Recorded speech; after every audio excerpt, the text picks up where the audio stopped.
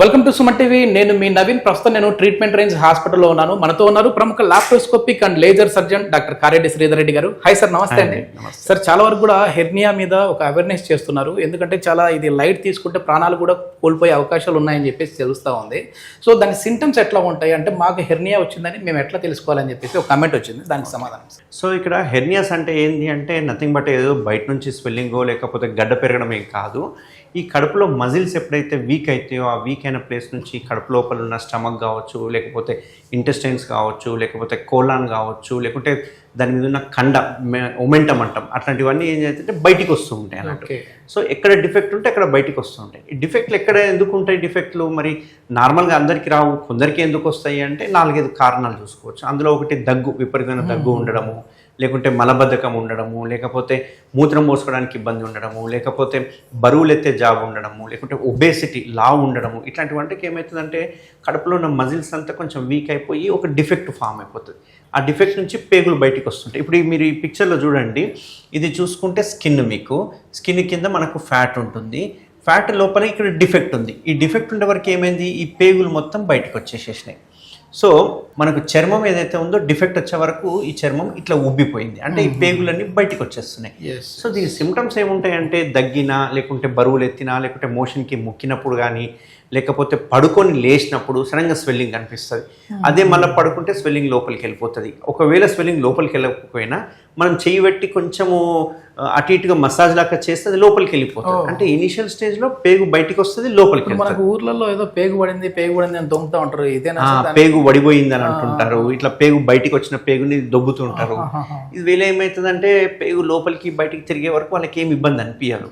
But ఎప్పుడైతే పేగు బయటికి వచ్చి లోపలికి వెళ్ళలేదు అనుకోండి, అది డేంజర్. రీసెంట్గా ఒక 1 వీక్ బ్యాక్ ఒక 65 years మేల్ పేషెంట్ కింద గజ్జలలో హెర్నియా వచ్చింది. దాదాపు 10 సంవత్సరాలు పెట్టుకున్నాడు. 10 సంవత్సరాలు పెట్టుకొని మనోడు ఏం చేసిండంటే అది లోపలికి వెళ్తుంది వస్తుంది ఏముందిలే అన్నట్టుగా నెగ్లెక్ట్ చేసిండు. ఒక 4-5 రోజుల నుంచి ఆ పేగు లోపలికి వెళ్తలేదు. వెళ్ళకపోయేసరికి కాన్స్టిపేషన్, మలబద్ధకము, అరగకపోవడము, నొప్పి, ఇవన్నీ అయ్యే వరకు నా దగ్గరికి వచ్చి చూడంగానే మనం చూస్తే లైట్ స్ట్రాంగులేటెడ్ హెర్నియా, అంటే మెలిదిరిగింది, పేగు మెలిదిరిగిపోయి దానికి రక్తం సరఫరా ఆగిపోయే స్టేజ్లో ఉంది. ఆ స్టేజ్కి వచ్చే వరకు మనం ఏం చేసామంటే ఇమ్మీడియట్గా అర్జెంటుగా ఎమర్జెన్సీగా లాప్రోస్కోపిక్ మెథడ్ ద్వారా పేగును లోపలికి లాగేసినాం. పేగు చూస్తే కొంచెం కలర్ మారిపోయింది. మేము ఒక 15 నిమిషాలు 20 నిమిషాలు హాట్ వాటర్ని చూసి దానికి ఆక్సిజన్ సప్లై వచ్చిన తర్వాత పేగు వయబిలిటీ మంచిగా ఉంది అన్న తర్వాత మనం మెష్ చేయడం జరిగింది. ఇట్లాంటి సిచ్యువేషన్లో ఏమవుతుందంటే ఓసారి పేగు కుళ్ళిపోతే కనుక మనము మళ్ళీ పేగు కట్ చేసి అతికియడము, లేకుంటే ఓసారి పేగు బయట పెట్టడము, ఇట్లాంటి కాంప్లికేషన్స్ అవుతుంటాయి. కాబట్టి ఎప్పుడైనా ఈ హెర్నియాలు ఉన్నాయి అంటే కనుక మనం సైజు పెరిగేంత వరకు, లేకపోతే లోపల దుబ్బుకుంటున్నాం బాగుంది అని నెగ్లెక్ట్ చేయకుండా, ఎప్పుడైతే మీకు స్వెల్లింగ్లా కనిపించింది అంటే ఇమ్మీడియట్గా ఆ డిఫెక్ట్ మనం క్లోజ్ చేసుకుంటే ఏమవుతుందంటే ఎర్లీగా చేసుకుంటే ఆ డిఫెక్ట్ అనేది పెద్దగా కాకుండా ఉంటుంది. ఇప్పుడు మనము దీన్ని లాప్రోస్కోపిక్ మెథడ్లో చేస్తాం. ఎటువంటి కోత కుట్లు లేదు కాబట్టి పేషెంట్కి ఎటువంటి పెయిన్ కానీ ఏమి ఉండదు. ఎన్ని రోజులు సరే ఇది అంటే వాళ్ళు రెస్ట్ తీసుకోవాల్సిన టైం ఏమన్నా ఉంటుంది? పోస్ట్ ఆప్ సర్జరీ అయిన తర్వాత పెద్దగా రెస్ట్ ఏం అవసరం లేదు. 1 dayలో డిశ్చార్జ్ చేయడం జరుగుతుంది. 2nd day నుంచి వాళ్ళ రొటీన్ వర్క్స్ చేసుకోవచ్చు. చాలామంది అడుగుతుంటారు బైక్ నడపొచ్చా, కార్ నడపొచ్చా, జిమ్ చేయొచ్చా అని. బట్ నేను సజెషన్ ఏం చేస్తానంటే ఒక వారం 10 రోజుల వరకు వెయిట్ లిఫ్టింగ్స్ అట్లాంటివి చేయకుండా రొటీన్ వర్క్ చేసుకోమని చెప్తాను. అంటే ఆఫీస్కి వెళ్ళొచ్చు, వాళ్ళ పనులు చేసుకోవచ్చు. ఈ జిమ్ కానీ, సైక్లింగ్ కానీ, లేకపోతే ఈ స్విమ్మింగ్ కానీ, ఇట్లాంటివి ఒక వారం 10 రోజులు కొంచెం దూరం ఉంటే సరిపోతుంది. ఫుడ్ హ్యాబిట్లో ఏమైనా చేంజెస్ రావాలంటారు సార్ ఇట్లాంటి సర్జరీలు అయిన వాళ్ళకి? అంటే ఎక్కువ మసాలాలు కానీ, కారం కానీ ఎక్కువ తినకుండా ఉండడం. ఇప్పుడు మనం పేగు లోపలికి దొబ్బేసినాం కాబట్టి ఇబ్బంది ఉండదు.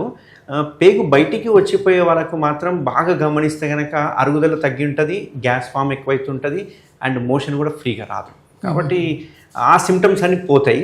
ఫుడ్ రిస్ట్రిక్షన్స్ అంటూ ఏం లేదు. ఒకవేళ వాళ్ళు ఒబేస్ ఉన్నారనుకోండి, ఖచ్చితంగా బరువు తగ్గాలి. తగ్గకుంటే ఇంకో చోట హెర్నియాలు వచ్చే అవకాశాలు.